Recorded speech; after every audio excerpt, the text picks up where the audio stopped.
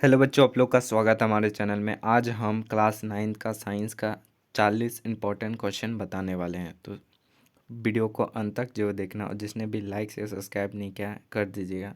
तो चलिए, पहला नंबर क्वेश्चन है कि अचर चाल से गतिशील वस्तु की दूरी समय ग्राफ होता है। तो अचल चाल से जो गतिशील वस्तु की दूरी समय ग्राफ जो होता है वो होता है आपका सरल रेखा।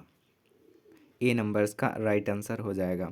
अगला है, निम्नांकित में कौन सदिश राशि है। तो इनमें से जो सदिश राशि है आप लोग जानते होंगे, विस्थापन जो है वह सदिश राशि है। विस्थापन जो है वह सदिश राशि है। बाकी वेग, चाल और द्रव्यमान जो है वह अदिश राशि है। सिर्फ विस्थापन इस ऑप्शन पे सदिश राशि है। अगला क्वेश्चन हम लोग का, स्वचालित वाहनों में एक यंत्र लगा होता है जो उनके द्वारा तय की गई दूरी को प्रदर्शित करता है। इस यंत्र को कहते हैं, तो इस यंत्र को हम लोग ऑडोमीटर कहते हैं। यानी कि गाड़ी जो मोटरसाइकिल चलाते हैं ना, मोटरसाइकिल में जो है एक यंत्र पाया जाता है जिससे दूरी को जो है वह दूरी को प्रदर्शित किया जाता है, मापता है, उसे हम लोग ऑडोमीटर कहते हैं। अगला क्वेश्चन है कि किसी असंतुलित बल द्वारा किसी पिंड में उत्पन्न त्वरण। तो किसी असंतुलित बल द्वारा किसी पिंड पर उत्पन्न त्वरण होता है जो है वह होता है बल के अनुक्रमानुपाती होता है। क्या होता है? बल के अनुक्रमानुपाती होता है। त्वरण का क्या होता है? बल के अनुक्रमानुपाती होता है। अनुक्रमानुपाती मतलब समानुपाती होता है। अगला क्वेश्चन मतलब दोनों सेम है, अनुक्रमानुपाती और समानुपाती सेम होता है। अगला है, द्रव्यमान नीचे के संबंध से प्राप्त होता है। द्रव्यमान नीचे के संबंध से जब प्राप्त होता है वो होता है आपका बल बट्टे त्वरण। बल बट्टे बट्टे में त्वरण जो होता है वह द्रव्यमान के नीचे के संबंध से प्राप्त होता है। अगला क्वेश्चन की ओर बढ़ते हैं। अगला है, निम्नांकित में किसका जड़त्व अधिक होता है। तो जड़त्व जो होता है वह रेलगाड़ी का अधिक होता है। इनमें से साइकिल का भी कम होता है, बस का भी और कार का भी कम होता है, लेकिन जो है जड़त्व रेलगाड़ी का, क्योंकि वह सबसे भारी होता है और जड़त्व भी सबसे अधिक होता है। अगला क्वेश्चन की ओर बात करते हैं। अगला क्वेश्चन है, यदि किसी पिंड को ऊपर की ओर फेंका जाए तो गुरुत्व बल, यानी कि किसी पिंड, कोई वस्तु है, उसको हम लोग ऊपर की ओर फेंकते हैं, और तो गुरुत्व बल जो होगा वह आप लोग का क्या होगा।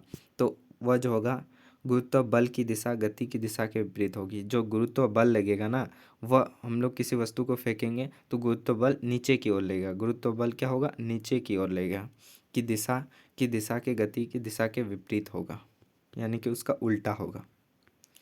अगला क्वेश्चन की ओर बात करते हैं। अगला है, पृथ्वी के गुरुत्व त्वरण का मान। तो पृथ्वी के गुरुत्व त्वरण का मान जो होता है 9.8 मीटर प्रति सेकंड कितना होता है। 9.8 मीटर प्रति सेकंड जो होता है वह आपका गुरुत्व त्वरण का मान होता है। अगला क्वेश्चन की बात करते हैं कि यदि किसी वस्तु का वेग दुगना हो जाता है, यानी कि किसी वस्तु का जो वेग को हम लोग दुगना करते हैं तो उसकी गतिज ऊर्जा होगी। तो उसकी जो गतिज ऊर्जा होगी आपका बी नंबर हो जाएगा, चौगुने हो जाएगा, क्योंकि के बराबर हाफ ऑफ mv²। यदि दूरी को दुगुना कर देंगे तो के डैश मान लेते हैं, तो हाफ ऑफ बराबर m/v,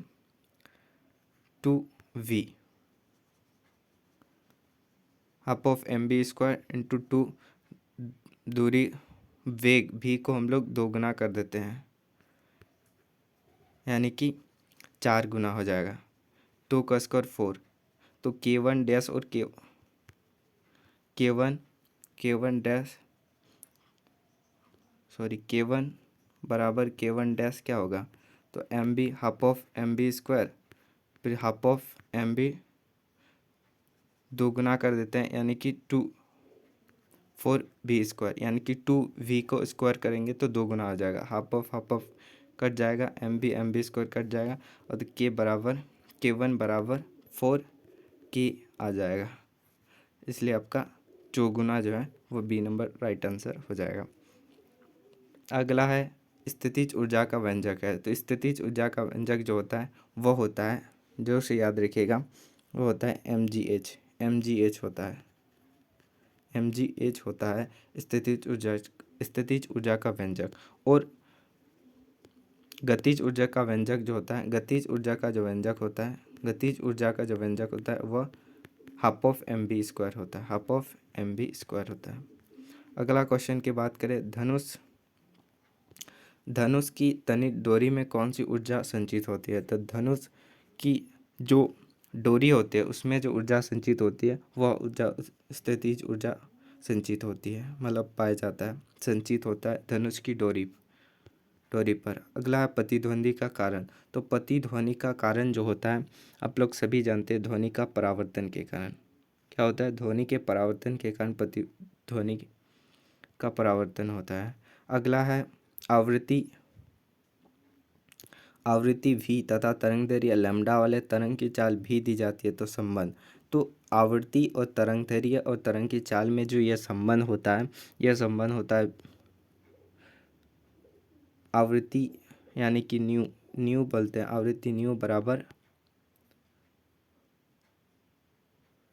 लैम्डा इंटू भी का,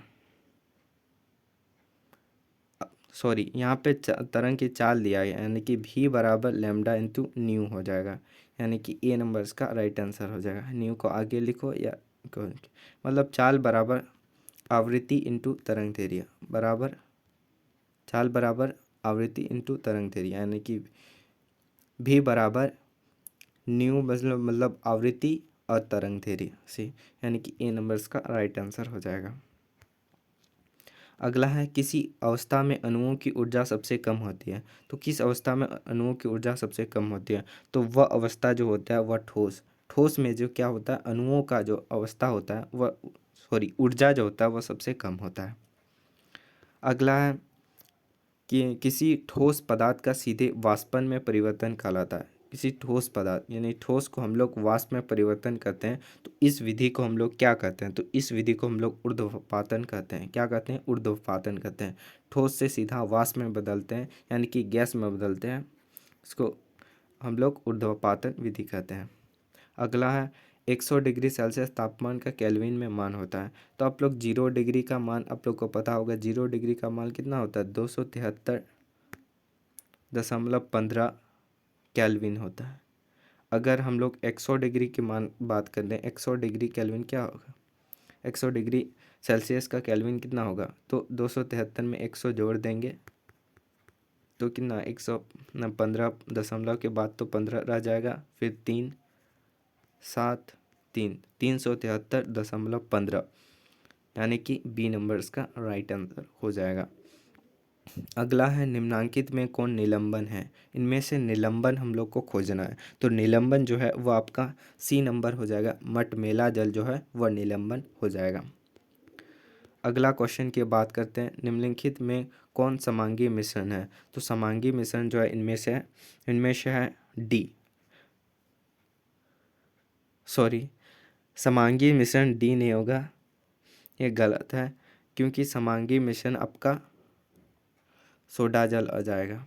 वायु भी समांगी मिश्रण नहीं है, लकड़ी भी समांगी मिश्रण नहीं है, सिरका भी समांगी मिश्रण नहीं है, लेकिन ये जो है आपका सोडा जल जो वह समांगी मिश्रण है। अगला क्वेश्चन की बात करें, अगला है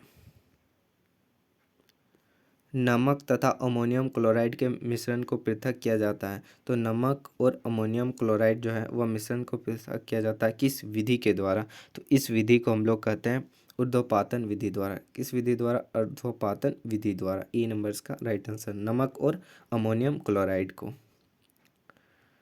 पृथक किया जाता है ऊर्ध्वपातन विधि द्वारा। अब अगला क्वेश्चन देखते हैं। अब देखिए, बोला है 1.8 H2O में अणुओं की संख्या है। तो हम लोग अणुओं की संख्या कहते हैं, H2O का 1.8 ग्राम दिया है, और H2O का क्या होता है, H हाइड्रोजन 2 गो है, 2+1 प्लस ऑक्सीजन जो होता है वह 16 होता है, यानी कि 18, मतलब H2O जो है वह कितना ग्राम हो जाएगा? वह ग्राम हो जाएगा 18 ग्राम, 18 ग्राम हो जाएगा। तो 18 ग्राम हो गया। और अणुओं की संख्या के अवग्रहों की संख्या कितना होता है? 6.022 गुना 10 का पावर 23 होता है, 23 होता है कि नहीं? अब देखिए ये दशमलव है, इसको उड़ाएंगे तो नीचे 10 आ जाएगा और 18 ग्राम कट जाएगा। और 10 का पावर 23 यानी कि जो है 10 23 गो है, इनमें से एक चला जाएगा मतलब कट जाएगा तो 10 का पावर 22 आ जाएगा, यानी 62.0 यानी कि 6.00022 इंटू 10 का पावर 22। तो ये आपका आंसर आ जाएगा। इस ये ऑप्शन आपका बी नंबर पे, या तो डी नंबर इसका राइट आंसर हो जाएगा। अगला क्वेश्चन की बात करते हैं। अगला है निम्नलिखित में कौन एक परमाणु अणु के रूप में रहता है। एक परमाणु जो है अणु के रूप में रहता है वह है आपका ऑर्गन। ऑर्गन जो है एक परमाणु है जो अणु के रूप में रहता है। अगला है सोडियम सल्फाइड का सूत्र। तो सोडियम सल्फाइड का सूत्र जो होता है, सोडियम का क्या होता है Na होता है, और सल्फाइड का क्या होता है S होता है। अगर Na और S होता है, सल्फाइड का S। अभी इसको देखिए, सल्फाइड का -2 होता है चार्ज, इसको -2 करेंगे तो +2, यानी कि दोनों समान हो जाएगा। तो Na2 और S, यानी कि डी नंबर राइट आंसर हो जाएगा। सोडियम सल्फाइड का सूत्र Na2S। अगला क्वेश्चन की बात करें। अगला क्वेश्चन हम लोग का, परमाणु के नाभिक में निम्नलिखित में कौन से कण उपस्थित होते हैं। तो परमाणु के नाभिक में जो है वह आपका प्रोटॉन और न्यूट्रॉन जो है वह उपस्थित रहता है। और बाहर में क्या रहता है, बाहर में इलेक्ट्रॉन चक्कर लगाता है। अंदर में जो है प्रोटॉन और न्यूट्रॉन रहता है, और जो है अंदर में प्रोटॉन और न्यूट्रॉन रहता है, और बाहर में जो है वह इलेक्ट्रॉन चक्कर लगाता है। अगला क्वेश्चन की ओर बढ़ते हैं। अगला है क्लोरीन, ऊपर में माइनस का चार्ज लिया है, आयन में संयोजकता इलेक्ट्रॉन की संख्या है। तो क्या हो जाएगा, क्लोरीन में आप लोग को पता होगा जो है वह आयन की संख्या होती है 17 होती है। क्लोरीन में आपका 17 होता है, इसमें -1 दिया है, यानी कि एक जोड़ दें, मान के क्लोरीन -1 एक इलेक्ट्रॉन दिया है, तो संयोजकता, यहाँ संयोजकता बोला है, यानी कि क्लोरीन का जो है 17 होता है, यानी कि 287। और यहाँ क्लोरीन का -1 दिया है, यानी कि एक इलेक्ट्रॉन लिया है, रिनाइन का मतलब एक इलेक्ट्रॉन लिया है, तो साथ में यानी कि 18 हुआ। तो 18 का इलेक्ट्रॉनिक विन्यास क्या होगा, 28288 हो जाएगा। तो 8 जो है वह संयोजकता इलेक्ट्रॉनिक की संख्या हो जाएगा। बी नंबर इसका राइट आंसर हो जाएगा। अगला है परमाणु के नाभिक में रहते हैं। तो परमाणु के जो नाभिक में रहते हैं वह अभी बताएं, न्यूट्रॉन और प्रोटॉन रहता है, इलेक्ट्रॉन बाहर में चक्कर लगाता है। अगला है सेल या कोशिका शब्द की उत्पत्ति से संबंधित वैज्ञानिक का नाम है।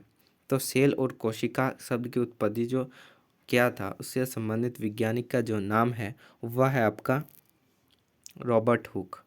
क्या है, रॉबर्ट हुक ने कोशिका का खोज किया था, कितना में 1665 ईस्वी में। अगला है पादप कोशिका के चारों तरफ पाई जाने वाली झिल्ली को कहते हैं। तो पादप कोशिका के चारों तरफ पाई जाने वाली झिल्ली को हम लोग कहते हैं आपका प्लाज्मा झिल्ली। क्या कहते हैं, प्लाज्मा झिल्ली। सी नंबर का राइट आंसर हो जाएगा। अगला है मूंगफली और बादाम के छिलकों में पाए जाते हैं। तो मूंगफली और बादाम के छिलकों में जो पाया जाता है वह स्क्लेरोडेस कहलाता है। सी नंबर का राइट आंसर हो जाएगा। अगला है कार्डियोब्लास्ट कोशिकाएं किस ऊतक में पाई जाती हैं। कार्डियोब्लास्ट जो होता है वह किस कोशिका में पाया जाता है। तो ये जो पाया जाता है ये उपास्थि कोशिका में पाया जाता है। किस तरह का ऊतक में पाया जाता है, उपास्थि ऊतक में पाया जाता है। अगला है दो अस्थियां को आपस में जोड़ने वाली रेशेदार ऊतक का क्या नाम है। दो अस्थियां जो आपस में जोड़ने वाले रेशेदार ऊतक का जो नाम है वह जरूर से याद रखिएगा, वह है आपका लिंगामन जो है वह दो अस्थियों को आपस में जोड़ने का एक रेशेदार ऊतक होता है। अगला है बुकलंग पाया जाता है। तो बुकलंग जो पाया जाता है वह बिच्छू में पाया जाता है, बिच्छू में जो है पाया जाता है बुकलंग। अगला है जीवों को किसने 5 जगत में वर्गीकृत किया है? यानी कि जीवों जो है वो 5 भागों में किसने वर्गीकृत किया है, बांटा है? तो आप लोग जोर से याद रखिएगा, आर वेहटेकर जो है इसने ही जीवों को 5 भागों में यानी 5 जगतों में वर्गीकृत यानी कि बांटा है। अगला क्वेश्चन की बात करते हैं, निम्न में कौन क्रिप्टागेमी कहलाता है? तो क्रिप्टागेमी जो कहलाता है वह थेलोफाइटा भी कहलाता है, ब्रायोफाइटा भी कहलाता है और ट्रेडोफाइटा भी कहलाता है, यानी कि इनमें से सभी जो है वह क्रिप्टागेमी कहलाता है। अगला क्वेश्चन की बात करें, एक संक्रामक रोग है, एक संक्रामक रोग जो होता है वह होता है हैजा। हृदय रोग और कैंसर और कुष्ठ रोग भी संक्रामक रोग नहीं होता है, लेकिन हैजा जो है वह संक्रामक रोग होता है। संक्रामक रोग से एक से दूसरे व्यक्ति फैलने में ज़्यादा समय नहीं लगते हैं। अगला क्वेश्चन की बात करें, संक्रामक पेयजल को फैलने वाले रोग यानी कि संक्रामक जो रोग होता है वह पेयजल से फैलने वाला रोग कौन सा है? तो ये जो है आपका हैजा है। यह जो पेयजल यानी कि पीने वाले जल से फैलने वाला रोग है, वो भी संक्रामक रोग। अगला क्वेश्चन की बात करें, पृथ्वी की उपजाऊ ऊपरी उपजाऊ सतह जो चट्टानों के अवक्षय से बनती है कहलाती है। तो पृथ्वी का जो ऊपरी सतह जो है वह चट्टानों के अवक्षय से बनता है, उसको हम लोग कहते हैं मृदा करते हैं, मृदा अपरदन कहते हैं। क्या कहते हैं? मृदा अपरदन। यह ऊपरी सतह चट्टान से अवक्षय से बनता है, इसे हम लोग मृदा अपरदन कहते हैं। अगला, ओजोन परत के ह्रास में मुख्य प्रदूषण क्या है? तो ओजोन परत का जो मुख्य प्रदूषण जो होता है वह होता है आपका नाइट्रोजन के ऑक्साइड और क्लोरोफ्लोरोकार्बन यानी कि CFC। क्लोरोफ्लोरोकार्बन, नाइट्रोजन के ऑक्साइड और क्लोरोफ्लोरोकार्बन जो होता है मुख्य प्रदूषण ओजोन परत का ह्रास का कारण होता है। अगला, ओजोन स्तर किसका अवशोषण करता है? तो ओजोन स्तर जो है वह आपका पराबैंगनी किरणों का जो है अवशोषण करता है। अगला है, कार्बोहाइड्रेट प्रधान फसल है। तो कार्बोहाइड्रेट जो है वह गेहूं जो है वह कार्बोहाइड्रेट है, यानी कि गेहूं खाने से कार्बोहाइड्रेट मिलता है। अगला है, फसलों के साथ उपजने वाले अवांछित पदार्थ को कहते हैं, यानी कि फसल जो है उसके साथ ही छोटा छोटा पौधा उग जाता है, उसी को हम लोग खरपतवार कहते हैं। होप वीडियो अच्छा लगा तो वीडियो को जरूर से लाइक शेयर सब्सक्राइब करिएगा। मिलते हैं अगली वीडियो में, तब तक के लिए जय हिंद।